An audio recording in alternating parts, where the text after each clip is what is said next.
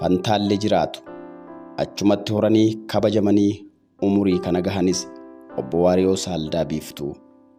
Akka aadaa fi duudhaa hawaasichaa ganamaatti silaa manguddoon kabaja caaluu qabuuyyu ka'anii teessisuu, gad jedhanii eebba irraa fudhachuu, dubbii dabde qajeelchuu, walumaa galatti umuriin ulfina ta'eeti kabajama.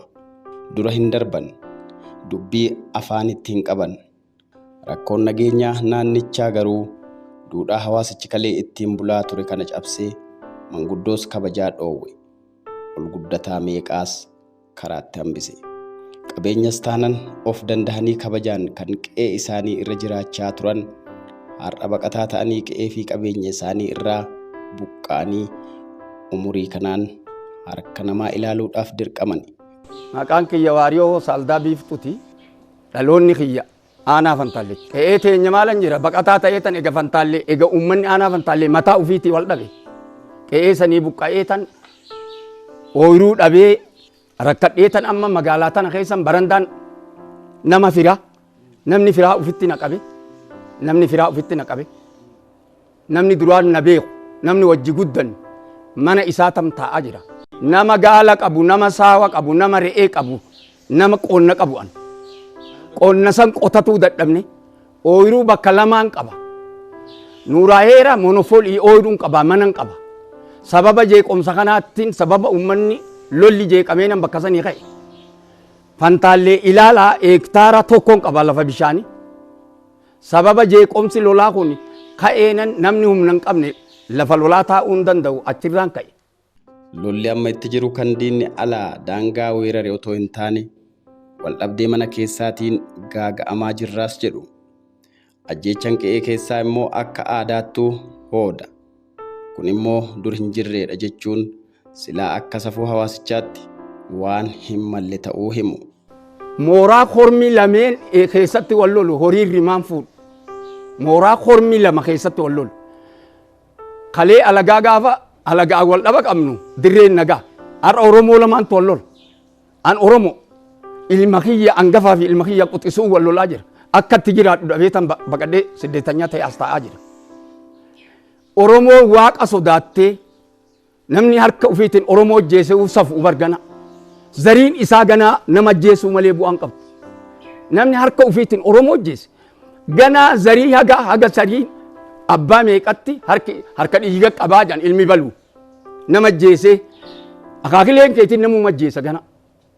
Nama raagattaata lafa kadhaan dhuftu lafa buna gabaasaniin dhuftu lafa jimaa hiikaniin dhuftu lafa malkatti baaniin dhuftu. Lafa tulluutti dhuftu. Oromoo wal ajjeesuun safu.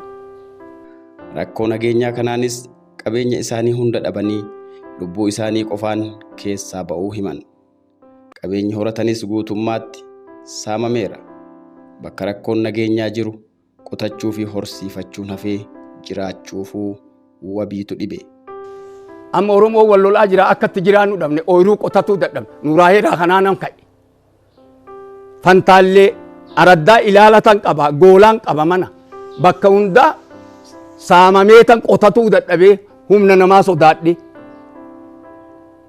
Waajjiratti himannu dhabne kumaandi booksi yerooni namni waajjira taa'u waa murteessuu hin danda'u nama miilli kiyya caccabe. Nama silaa Oromummaaf gargaaramu. Nama silaa dargiin laffa'e.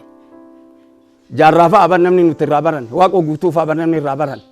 Namni nuti wajjiin laffaane bara 75 xiqimtii guyyaa 11 gaafni idimeenatti murteessanii ammanii dhaatii bate.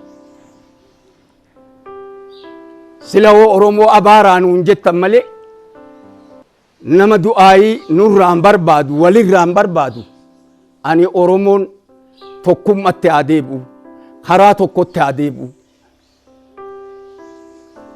Waan lolatti buuse kun galata waaqattu dhabame amma wanti nama tokko siyaasatti akka arrabsinee takka faarsinu hin jiru. Wal arrabsuu kana wanti biyya balleesse. Oromoon bilisoomuun dirqama tokko ta'uun jaalalaan jedhan tokko ta'uun jaalalaan. Ilmaan haadha takkaati. Biyyi barbaaddu takka wanti barbaannu tokko haajan teenya takka. Namni hoo haa jalaa badan karaa hedduudha barbaada deemaa bara. Garagaraan bahe oo wanti sun argamte waaqwa guutuu nama shaniimmaa baatanii jedhanii gaaf tokko waaqwa guutuu haasofsiisan Oromoon shammaa ittaan jennaan waan badeetu hedduu barbaadaa karaa baanee wanti sun hoo argamte galee jedhanii wanti wal jibbisiisee kamanaa namichatti ol deemuun fedhu ka alaa ol deemuun fedhu wanti wal jibbisiisu ani waaqa hadhu hoo naan jettan qofa waaqan kadhadha waaqattani ma'a jira yaa rabbi Oromoo tokkoomsi yaa rabbi qara diinaa doomsi doomaa keenya qaroomsi baakkuu ottoomsi donya arjoomsi nagayaan nu oolchi horiin hoo dhale Oromoon akka horiitti ilmattu sii gale buna dhaabanii baaloo dhaabanii horiin shanyii gafarsaati si haa galu saawaan kun shanyii gafarsaati rabbiitu namaa laaffisee ilmatan baaloo irra dhaabanii gaafa inni dhale aannan ilmanii laganiiti itti biifaniiti irratti dhadhaa muudanii horiin kun rabbiin horii godhee gafarsarraa fottossee shanyii horii ta'e namaa ilmamu yookaan in ilmamu si waraana in ittitu aannan ittitu raafamu dhadhaan bahu gama dhaba jechuudha. Akka obbo Waariyoon jedhanitti dubbii fi quba walitti qabuu gamaa gamanaatu dubbiis hammeessaa jira. Kun immoo wal dhabdee hammeessa malee nagaa hin fiduuti. Wal balaaleffachuu irra taa'anii mariin rakkoo furuutu nagaa fidaa jedhu. Wal irraa qoollifachuu irra walitti dhufuutu hammeenya rakkoo gabaabsaa jedhu. Biyya nageenyi hin jirre bar biyya nagaa qabdutti gabrittiin migira gurguratti.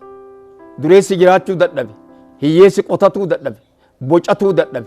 Biyya nageenyi hin jirre Oromoon ufii nagaa wal dhoowwe.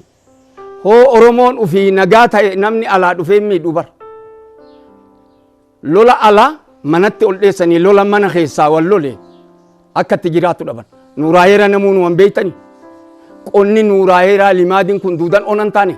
Shankoorri warshaa sukkaara mataara warshaan hin banne ooyiruu teenya ta dhuunfaa dhiisi warshaan mootu silaa Itoophiyaa jedhamee beekamu guddichi kun bishaan obaasuu hin dadhabne qotamuu hin dadhabne nageenyi mana keessaa bade kana dureen Oromoo bulchu ayyaana isaatiin bitti nagaa ta'uu dandeessi jedhee inni yaadu qaba namni har'a marcuma Oromoo irra taa'u qabala irraa ka'e aanaa ga'e godina ka'e aga Oromiyaatti namni kuni ayyaana carraa ufii ayyaana nawayyi yaa rabbi carraa nawayyi tokkoo na godhi ilmaan biyyaa naa tokkoomsi jedhee jaarsi gandaatu bar ayyaana ufii yaammatee biyya bulcha rabbi yaammatee biyya bulcha waraana qofaan dandeessee bitti Oromiyaan ilmaan waraanni gaafa ambaloltu siigaari gaafa lammii walloltu eessatti dandeessa bar